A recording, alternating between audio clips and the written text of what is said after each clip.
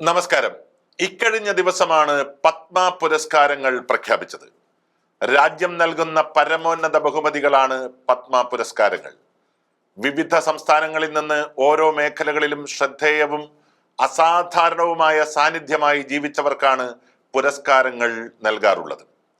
കേന്ദ്രത്തിൽ BJP അധികാരത്തിലെത്തിയതിനു ശേഷം മാനദണ്ഡങ്ങളിലും പരിഗണനകളിലും പലപ്പോഴും വെള്ളം ചേർക്കപ്പെടുന്ന സ്ഥിതിയാണ് കാണുന്നത്. ഓരോ വർഷം കഴിയുന്തോറും അത് കൂടിക്കൂടി വരുന്നു എന്നതും വലിയ സത്യമാണ്. പത്മ പുരസ്കാരം അർഹതയില്ലാത്തവരുടെ കൈകളിലേക്ക് എത്തുന്നതിനെതിരെ ചില ഹർജികളും സുപ്രീം കോടതിയിലേക്ക് എത്തിക്കഴിഞ്ഞു. ഏറ്റവും പ്രധാനം വിശ്വ ഹിന്ദു പരിഷത്തിന്റെ വനിതാ വിഭാഗമായ ദുർഗാ വാഹിനിയുടെ സ്ഥാപകയും കടുത്ത വിദ്വേഷ പ്രചാരകയുമായ ഋദംബരയ്ക്ക് പത്മഭൂഷൺ നൽകിയ നടപടിയാണ്. ബാബറി മസ്ജിദ് തകർത്ത കേസിൽ കുറ്റാരോപിതയും ലിബർഹാൻ കമ്മീഷൻ കുറ്റക്കാരിയെന്ന് കണ്ടെത്തുകയും ചെയ്ത വനിതയാണ് ഋദംബര. പിന്നീട് CBI കുറ്റവിമുക്തയാക്കിയെങ്കിലും വിദ്വേഷ പ്രസ്താവനകളിലൂടെയും ഇതര മതസ്ഥർക്കെതിരായ വെല്ലുവിളികളിലൂടെയും വിവാദ നായികയാണ് ഇവർ. അവർക്കാണ് പത്മ പുരസ്കാരം നൽകി ആദരവ് അർപ്പിക്കുന്നതെന്ന് കേന്ദ്ര സർക്കാർ ഇപ്പോൾ വ്യക്തമാക്കിയിരിക്കുന്നത്. ആത്മീയ രംഗത്തു മാത്രം കേന്ദ്രീകരിച്ചിരിക്കുന്ന അരഡസനിലധികം പേരെയാണ് ഇത്തവണ പട്ടികയിൽ ഉൾപ്പെടുത്തിയിട്ടുള്ളത്. അവരിൽ ഭൂരിപക്ഷവും ഹൈന്ദവ ആത്മീയ രംഗത്തുള്ളവരാണ്. വേദങ്ങളുടെ പ്രചാരത്തിൽ ശ്രദ്ധ കേന്ദ്രീകരിക്കുന്നവരും ഹൈന്ദവ ആരാധനാലയങ്ങളുടെ മേധാവികളും മാത്രമായ ആളുകളാണ് പത്മ പുരസ്കാര പട്ടികയിലുള്ളത്. പൊതുപ്രവർത്തന രംഗമെന്ന വിഭാഗത്തിന് മുൻ ജനപ്രതിനിധികളായ മനോഹർ ജോഷി, സുശീൽ കുമാർ മോഡി എന്നീ BJP നേതാക്കളെയും പുരസ്കാരത്തിനായി തെരഞ്ഞെടുത്തിട്ടുണ്ട്.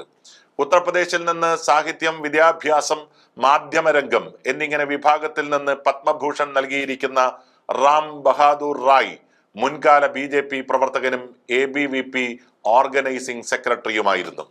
BJP അധികാരത്തിലെത്തിയതിന്റെ അടുത്ത വർഷം 2015 ഇദ്ദേഹത്തിന് പത്മശ്രീ പുരസ്കാരവും ലഭിച്ചിട്ടുണ്ട്.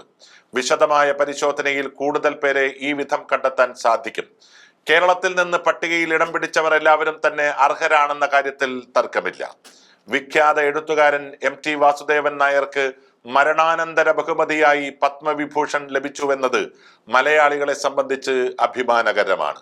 സംസ്ഥാനത്ത് നിന്ന് ഹൃദയ ശസ്ത്രക്രിയ വിദഗ്ധനായ ഡോക്ടർ ജോസ് ചാക്കോ പെരിയപ്പുറത്തിനും ഹോക്കി താരം PR ശ്രീജേഷിനും പത്മഭൂഷണും ഫുട്ബോൾ താരം IM വിജയൻ, ഡോക്ടർ ഓമനക്കുട്ടി എന്നിവർ പത്മശ്രീ പുരസ്കാരങ്ങൾക്കും അർഹരായതും അഭിമാനകരം തന്നെയാണ്. തമിഴ്നാടിന്റെ പരിഗണനയിലാണെങ്കിലും നടി ശോഭനയ്ക്കും പത്മഭൂഷൺ ലഭിച്ചു. മലയാളികളുടെ പ്രിയങ്കരിയായ നടി എന്ന നിലയിൽ ആഹ്ലാദം നൽകുന്ന കാര്യമാണ് ഇതും. ഭാരതരത്നം കഴിഞ്ഞാൽ ഏറ്റവും വലിയ സിവിലിയൻ ബഹുമതിയാണ് പത്മവിഭൂഷൺ. ഇപ്പോൾ ഈ രംഗത്ത് ചില അപഖ്യാതികൾ ഉയർന്നു വരുന്നത് രാജ്യത്തിന്റെ പരമോന്നത ബഹുമതിയെ സത്യത്തിൽ ചോദ്യചിഹ്നത്തിന് മുമ്പിൽ നിർത്തുകയാണ്.